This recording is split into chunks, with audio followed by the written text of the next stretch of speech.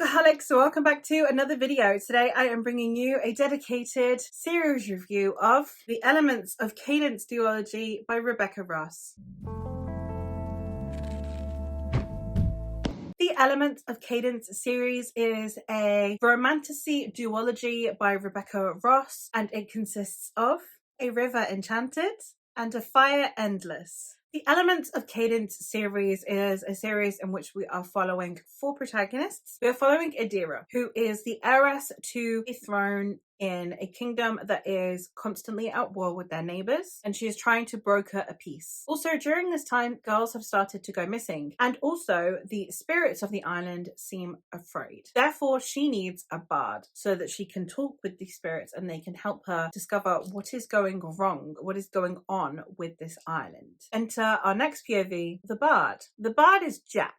And Jack has been on the mainland studying to become a bard. And he is also somewhat an enemy of Adira's. They do not like each other. And therefore, this is going to cause some tension over the fact that they have to work together. We also have Sidra. Sidra is the healer, not ever named so, but she's a head witch. She's the healer, she's the carer, she's the person that everyone goes to when they need counsel and when they need health. And then finally, we have Torrin. Torrin is the captain of the guard, the one that is in charge of the defense of this island. And he is a single father to a young girl named Maisie, who also very much happens to adore Sidra. In this series, we are following all of these characters as they maneuver their way around both the disappearances of these girls and trying to figure out what is going on with the spirits. This duology is, as I said, a romantasy. We have the enemies to lovers trope, and then we also have a somewhat found family trope, I suppose, going on. I'm going to go in with the full disclaimer that I did not enjoy this series. Therefore, I'm going to go into this review and I'm going to talk about the writing, the plot, the characters, and the world building. The prose of this story is nice. It is very much along the lines of a lot of the fairy tale-esque retellings that we have been getting in the romantasy space, namely Uprooted, For the Wolf, or The Wolf and the Woodsman. It is along that vein in the sense that it does have this element of beauty, this element of folklore, of whimsy, while at the same time being very, very approachable and not overly convoluted, not overly purple prose. So it's accessible but pretty. And if that's what you're looking for,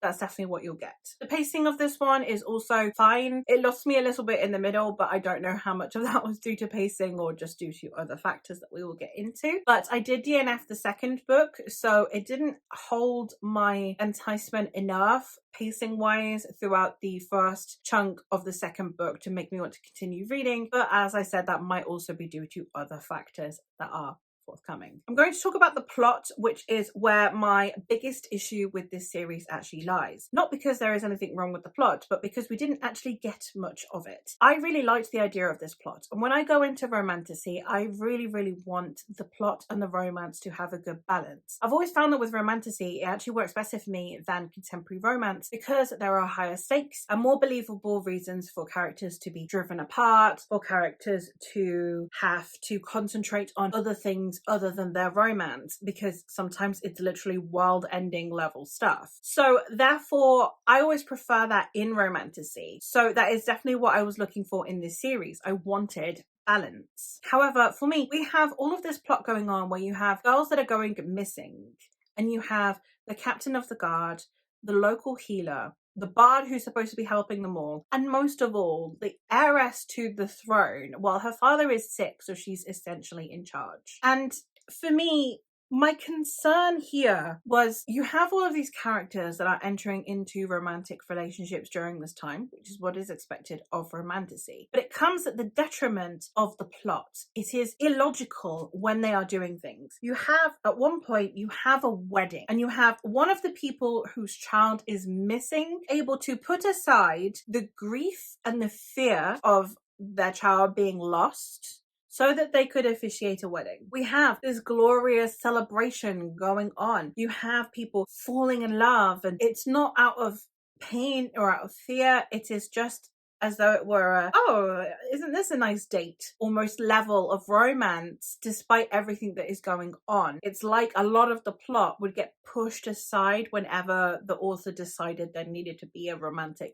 moment, irregardless of how illogical that would feel. That showed more and more. My other problem with the plot was the way the sequel is set up. The ending of the first book did not make sense to me. You have someone who has agreed to something, and then you have another character who's like, but are you sure you agree? And they're like, yes. And they're like, because you might not like it. And they're like, yeah, I know, but that's fine. I agree to it. And they're like, and then their partner is like, yeah, but then you'll hate me. And they're like, no, I'll do this thing. And they're like, no, actually, no, you can't do this thing. And then the other person's like, well, okay, I won't do it if you don't want me to. And then the other person is like, see, I knew that you wouldn't want to do it. And then that's it. And then they don't do it. It's and it really frustrates me. It's like, you can't make it seem like person A didn't want to do this. It's your insistence that has made person A not do this. So then you start off from the point of these people that very much should have done something are now very miserable for not doing something that very much should have been done. So then I didn't care about their characters at all.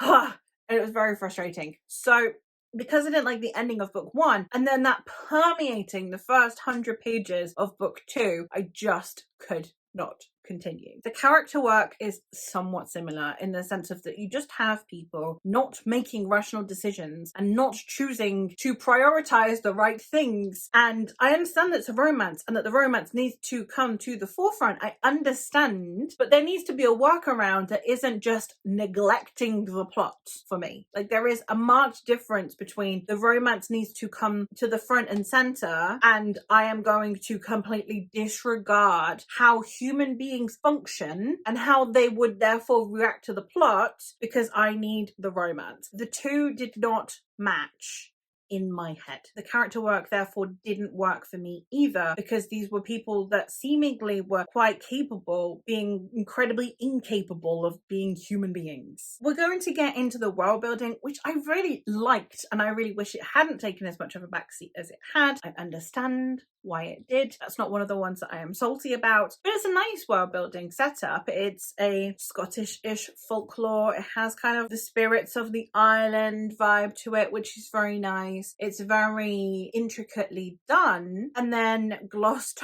over. But one of the problems that I did have was the magic system. Not that I actually had a problem with the magic system. The magic system was cool. It was to do with music. But I therefore wanted it to feel more musical. I wanted there to be more music than just, and then he played.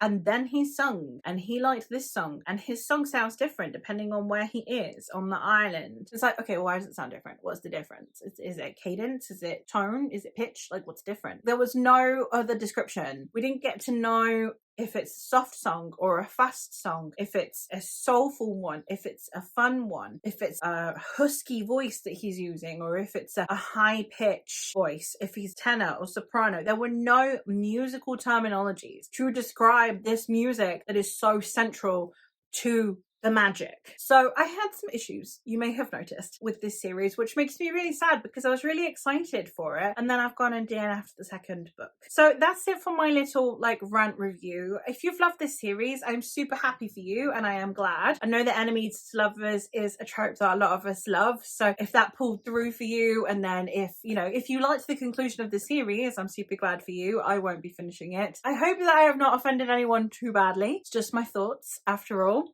But yes, that is all for me for today. So thank you ever so much for watching, and I'll hopefully catch you in another one soon. Bye!